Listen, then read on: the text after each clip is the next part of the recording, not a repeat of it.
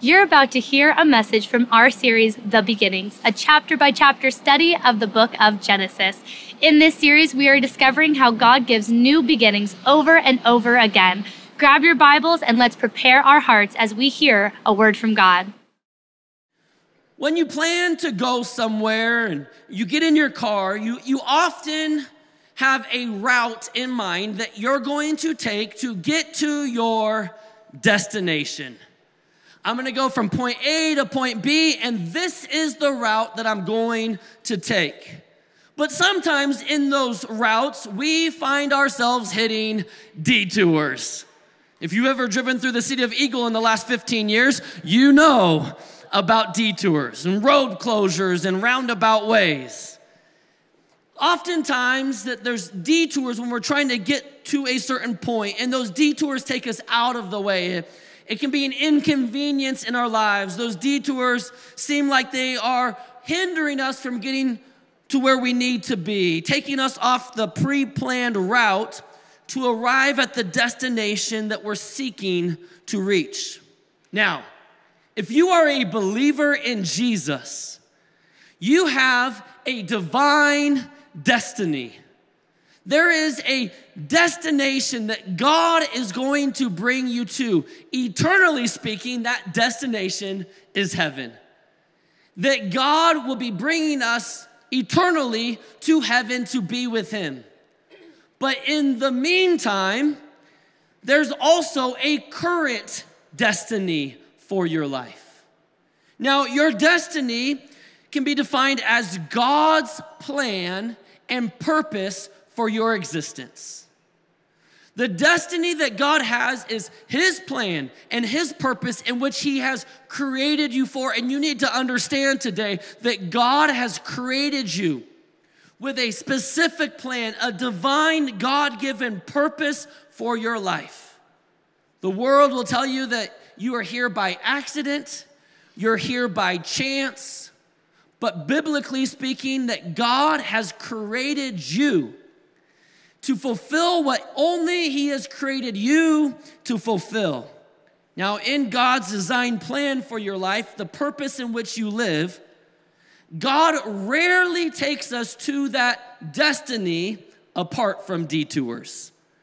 God rarely ever takes His family throughout the Bible to their destiny apart from detours.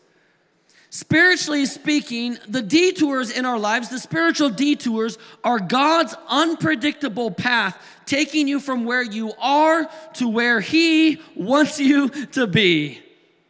Now, throughout life, there's many things that are a complete interruption to our plans. And although those circumstances might seem like interruptions, roadblocks, detours for you to be able to get to where you feel called to be, your purpose, we actually see that those detours are for a specific purpose for God ultimately to bring you to where He wants you to be. We view them as setbacks, but God views them as set-ups to bring us to the place that He's created us to be. And there's no individual in the Bible that illustrates this principle of being detoured to your destiny more than the life of Joseph. Now, as we begin looking at the life of Joseph last week, we saw Joseph being born into what society would call today an incredible dysfunctional family. I mean, talk about having a sick family. Joseph's dad was a deceiver and a conniver. Joseph's mom died when he was young. Joseph had 3 stepmoms. You thought having one was enough. Joseph had 3 at the same time. And Joseph not only had a dysfunctional family, but he had a sibling rivalry. You see, Joseph's mom died giving birth to Joseph's younger brother. And so when Joseph's mom died, Joseph's dad, who loved Joseph's mom the most, he then realized Joseph and Joseph's younger brother Benjamin were the only thing left of the woman whom he loved. And so that love that he had for his wife was now placed upon Joseph. So Joseph became dad's favorite. But Joseph's stepbrothers didn't like that. And so they hated Joseph because of it. But not only did they hate Joseph because dad loved him the most, they hated Joseph because God had given Joseph a divine vision, a divine destiny, a God-given vision for Joseph's life, where Joseph would be eventually. And God gave Joseph a dream that meant that his brothers one day would bow down before him. Now that was not accepted culturally because Joseph was the youngest of all of his stepbrothers. And the younger never ruled over the older. The oldest always ruled over the younger. So it was not acceptable culturally, nor by his brothers and his family. But yet Joseph shared that dream that God gave to him multiple times with his brothers, but his brothers had enough of it. And so one day when Joseph came to where his brothers were at living in depravity, Joseph's brothers grabbed him and threw him in a pit and were going to leave him for dead, killing their brother. But one of the brothers said, you know what, instead of having Joseph's death on our conscience, look, there's some Ishmaelite traders, they're headed to Egypt. Why don't we sell Joseph into slavery? We'll tell dad that a wild animal killed Joseph, and that way Joseph will probably die anyway, but we won't know, and his life and death won't be on our conscience. We'll be living with a clear conscience, so they thought. So they grabbed Joseph, sold him into slavery, and now Joseph is taken miles and miles and miles away, a huge distance away from where Joseph's family was. And no doubt as Joseph was walking on that journey, looking back, realizing that he was going further and further away, so he thought, from ever seeing that God-given vision come to pass, where his brothers would come before him and bow down. The purpose of his life, in some way he didn't fully understand it, but was to be a leader to his family. And yet now seemingly farther from that vision ever coming to pass, Joseph's now taken into slavery and brought to Egypt now to be sold. And that's where we pick up in our story in Genesis chapter 39, beginning in verse 1. It says, when Joseph was taken to Egypt by the Ishmaelite traders, he was purchased by Potiphar, an Egyptian officer. Potiphar was captain of the guard for Pharaoh, the king of Egypt. And the Lord was with Joseph. And so he succeeded in everything he did as he served in the home of his Egyptian master. Potiphar in Egypt was a man of great power and great prestige. He looks at Joseph and sees there's something special about him and that Joseph would be useful in his household. And so Joseph, everything that Joseph did was successful in it, and it gives us the reason why. It says that because God was with him. It says in verse 2, the Lord was with Joseph. Oftentimes when we are in a detour, when we are far from where we thought we would be in our lives, sometimes it can seem like, where are you, God? God must be far from me because I seem to be so far from where I thought I would be.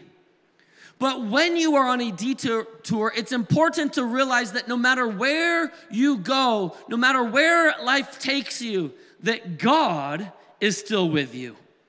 He is still going to see you through. He promises never to leave us nor forsake us. And what Joseph did is what we need to do. Joseph just did what was right where he was. He succeeded in everything, it says, as he served, as he worked for his master. Now, things aren't working out very good for Joe at this point.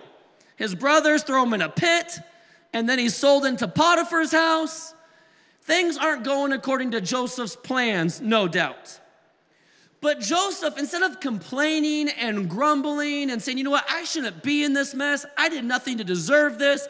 I should be back where I should be, not where I'm not supposed to be.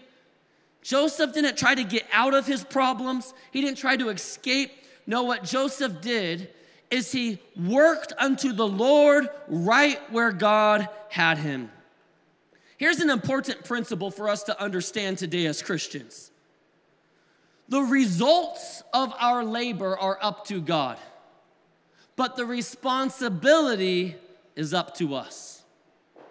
We have a responsibility before God, no matter where he puts us, no matter what we're doing, to do our best as unto the Lord. Because we have a responsibility to be a faithful steward with what God has entrusted to us. Oh, we see that in the parable of the talents, don't we, that Jesus taught in the New Testament, where he entrusted different talents to 3 different servants. 2 of them put those talents to work, invested them wisely, and because of that, God entrusted them with more. But one servant, who God calls the lazy servant, did nothing with that talent, buried that talent, and then tried to give that talent back to his master. God called that a lazy servant, and ended up that servant lost that talent, and God took that and entrusted that to those who were putting the talents that God gave to them to work. The same is true in our lives. There are blessings that come from God. Greater blessings when we are faithful with the little things. When we are faithful with the first things. You see, Joseph was faithful to do what was right in God's sight, right where God had Joseph presently. And that's not a very popular message, but this is true. That there are blessings that come from working hard and working under the Lord, even if you don't like where you're working presently. Be faithful with where God has you and watch how God will reward you with greater things. For the Bible declares that when you're faithful with the little things, God will make you and reward you with greater things. And then it goes on to say, watch what happens in verse 3. It says, Potiphar noticed this. And he realized that the Lord was with Joseph, giving him success in everything he did. And this pleased Potiphar. So he soon made Joseph his personal attendant. He put him in charge of his entire household and everything he owned. From the day Joseph was put in charge of his master's household and property, the Lord began to bless Potiphar's household for Joseph's sake. And all his household affairs ran smoothly, and his crops and livestock flourished. So Potiphar gave Joseph complete administrative responsibility over everything he owned. With Joseph there, he didn't worry about a thing except what kind of food to eat. Now Potiphar knows, Joseph, he's running everything. Everything's being blessed. Everything's flourishing. I don't have a care in the world. The only thing I think about is I wonder what I'm going to eat for lunch today. That was the biggest worry of Potiphar. I wonder what's going to be for dinner tonight. Because he didn't have any concern because it was entrusted to Joseph and he knew that Joseph was doing what was right. Because Joseph was doing what he should be doing before God, God placed Joseph second in command over everything in Potiphar's house. Second to none other than Potiphar himself. Then it goes on to say in verse 6, Joseph was very handsome and a well-built young man. Handsome means he had a good-looking face. Well-built, he meant he had a good body. He was the full package. He had the face and the body. He was the hottie with the body. And because of this, verse 7, Potiphar's wife soon began to look at him lustfully. What a promiscuous woman. She said, "Come and sleep with me," she demanded. She's not talking about taking a nap here, folks. This is the first instance of the Desperate Housewives of Egypt, season 1. Now, Potiphar's wife's looking at Joseph. She noticed, man, he's a good-looking young man. He's well-built. Everything he touches turns to gold. And she begins desiring him. But look what Joseph does. Joseph, in verse 8, refused. "Look," he told her, "my master trusts me with everything in his entire household. No one here has more authority than I do. He has held back nothing from me except you, because you are his wife.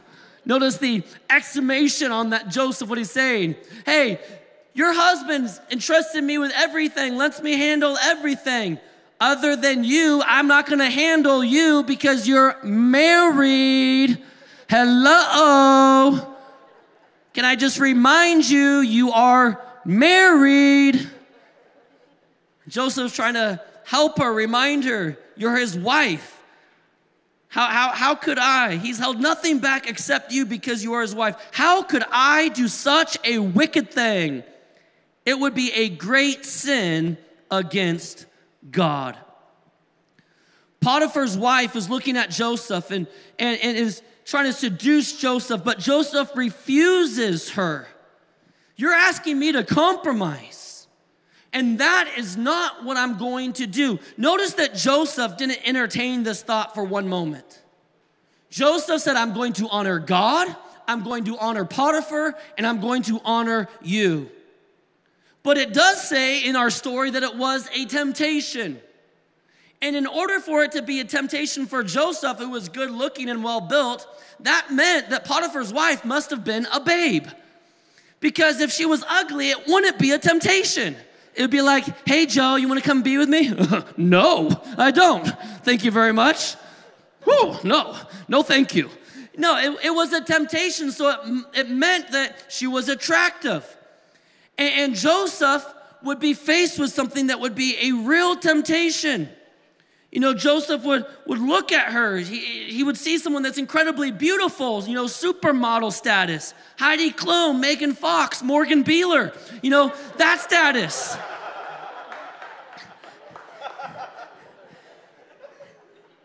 And he could have said, you know what, it's about time I start benefiting from all the wrong that's happened to me. I mean, my brothers threw me in a pit, sold me into slavery. I've been doing what's right for a really long time. It's about time that I start benefiting from this whole arrangement. He could have justified his actions, but he didn't. Why? Because he cared more about honoring God than what he could get out of it. He honors God and does what is right. So you think he would be blessed. Look what happens in verse 10. She kept putting pressure on Joseph day after day. But he refused to sleep with her, and he kept out of her way as much as possible. But one day, however, no one else was around. Conveniently, most likely, she probably placed all of her servants out of the house with this arrangement in mind. And when Joseph went in to do his work, she came and grabbed him by his cloak, demanding, "Come on, sleep with me." And Joseph tore himself away, but he left his cloak in her hand as he ran from the house. Now, day after day after day, she's hitting on him, trying to seduce him, trying to get him to be with her.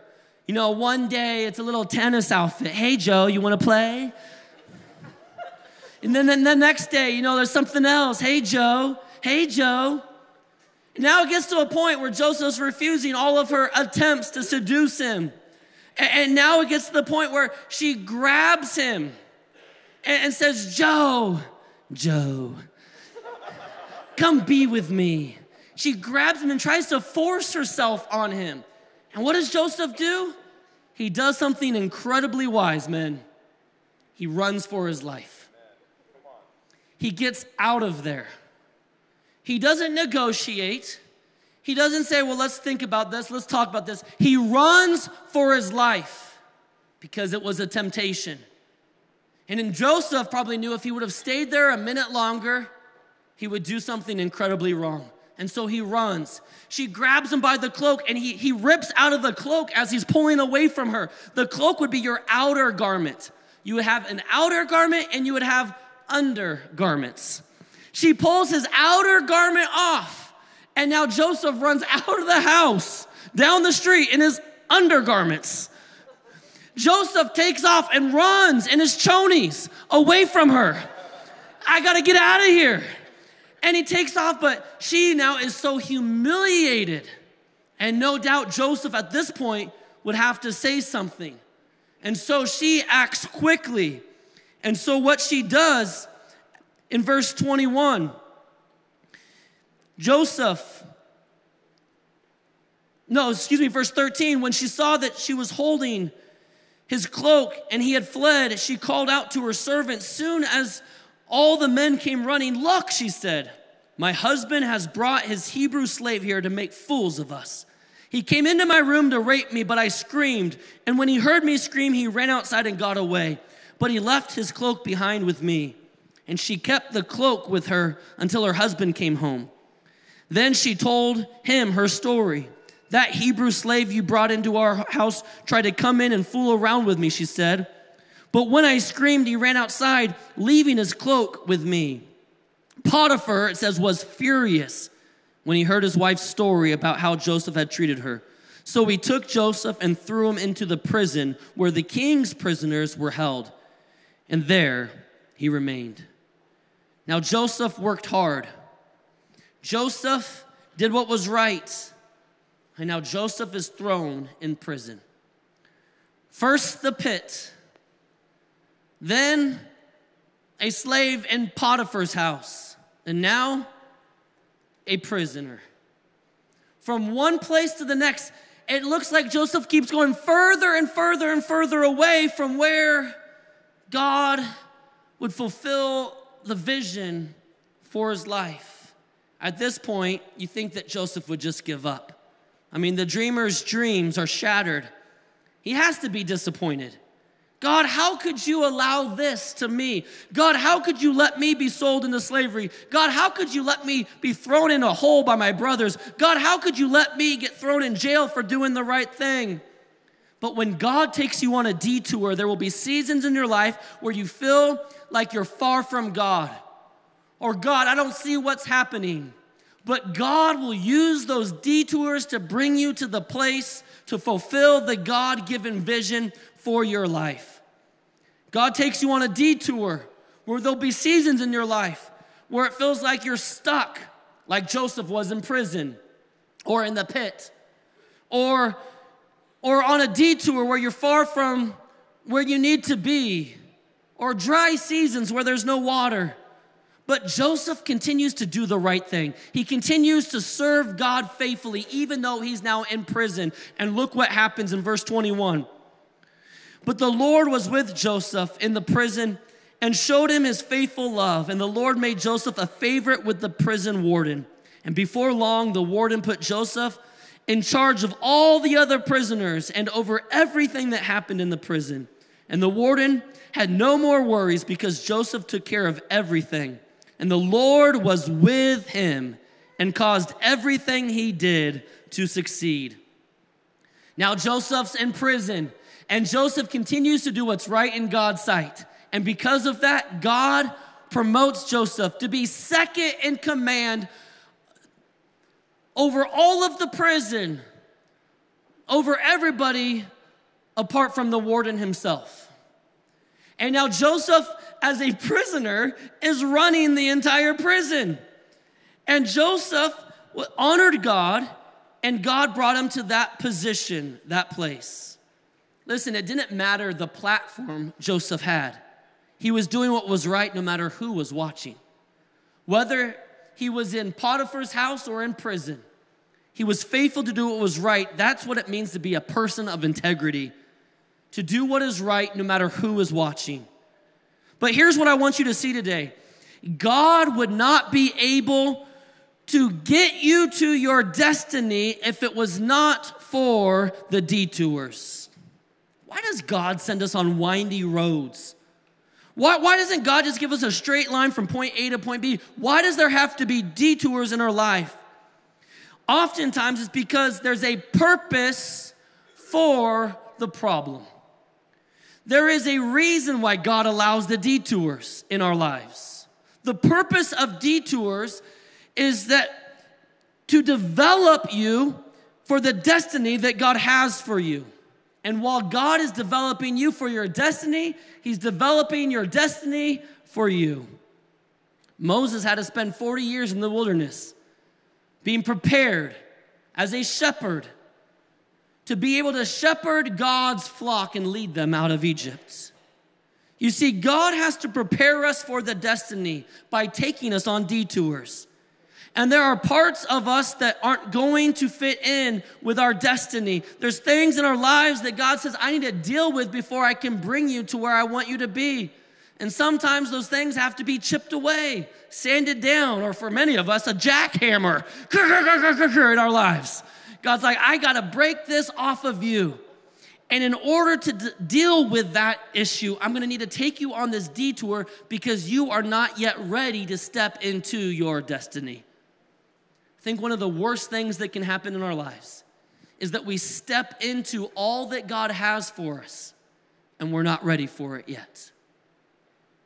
Because what can take place is we then mess up and ruin God's purpose and plan for our lives because we forced our way into something that we weren't yet ready to handle. Whether that's a position in the workplace, a position in ministry, a relationship that we desire to be in, and we often make huge messes out of things because we felt that we were ready when God says you're not ready for it yet. And so God will take us on detours, and the purpose of those detours is to develop us for the destiny. And God will use that time to develop, and how we respond to those detours will determine how long we're going to be on that detour for. And how we respond to those detours will determine whether we'll continue to be blocked from our destiny. You see, development is part of the process. We want the destiny, but God wants to make sure that we're ready for it. And you see that God would take Joseph on what looked like detours, taking him further and further to see that God-given vision come to pass in his life. And yet we see it was because of those detours that God would bring him to a point in his life where God could bring about that God-given vision for his life. If it wasn't for the detours, Joseph would have never stepped into his destiny. You see, follow the story. Spoiler alert, the end of the book, Genesis chapter 50, his brothers come before Joseph. Joseph now been promoted to second in command over all of Egypt. None over him apart from Pharaoh, the king of Egypt himself. And now his brothers, because of a famine, come to where Joseph's at, not recognizing him, all bow before him. Eventually, we'll see in the text that his brothers were scared once they found out it was Joseph. But Joseph says these words to them: "Has not God brought me to this place? You thought it was your actions that brought me to this place, but I understand ultimately it was God bringing me to this place to fulfill the God-given purpose and plan that God had for me in my life." If you follow those detours in Joseph's life, Joseph would have never been promoted to the second in command over all of Egypt unless Joseph had been in prison.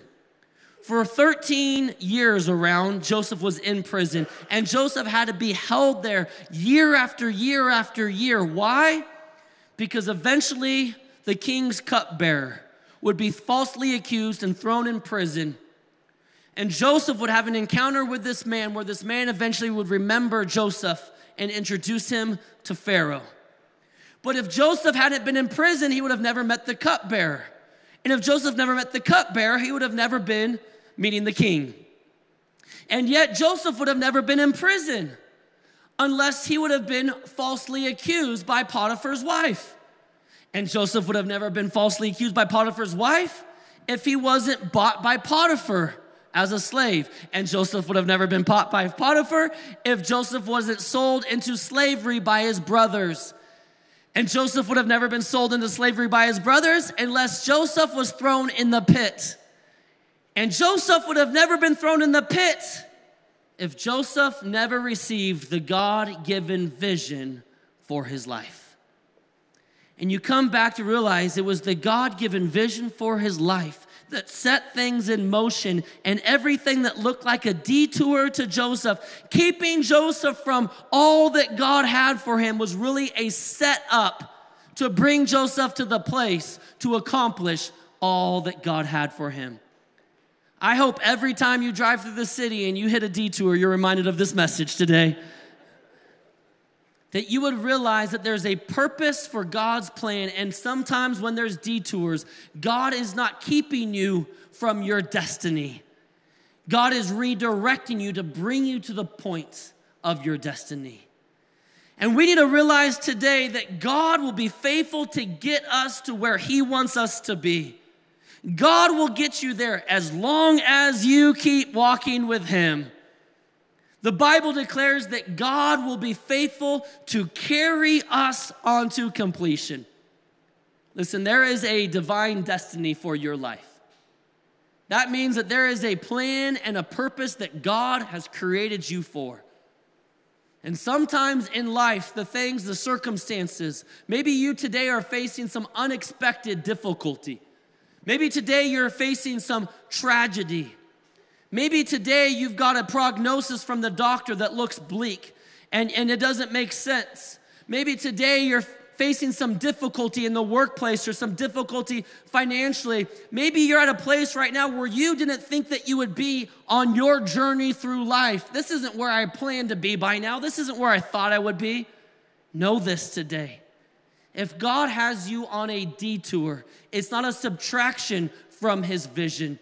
It's a fulfillment to accomplish His vision for your life. And God will get you there. Don't give up. Don't give in. God is going to complete the work that He has started with you. And let's have a greater purpose and understanding for the detours we experience in life. Knowing, God, if you want me to take an alternate route, I know it's because you want to accomplish something in me, and I'm going to follow you. I'll do what you've called me to do, no matter where it is that you have me or where it is that you're taking me. God, I'll be faithful to do what is right as I walk with you. And God will be faithful to complete the purpose and plan in which He's created for you. Don't allow the detours to rob you of the joy of the journey. Walk with Jesus, enjoy Him, and God will get you there. Amen. Thank you for joining us today. We pray you were blessed by the biblical truths revealed in today's message. We are always encouraged to hear how God is using this ministry to touch lives. If God has been transforming your life through this ministry, or if you would like to help support this ministry financially, you can go to our website, cceagle.com. Being in a community with believers is essential to the life of a Christian, and we would love to be in fellowship with you no matter where you're joining us from in the world or in what season of life you're in. We hope you'll join us again at Calvary Chapel Eagle.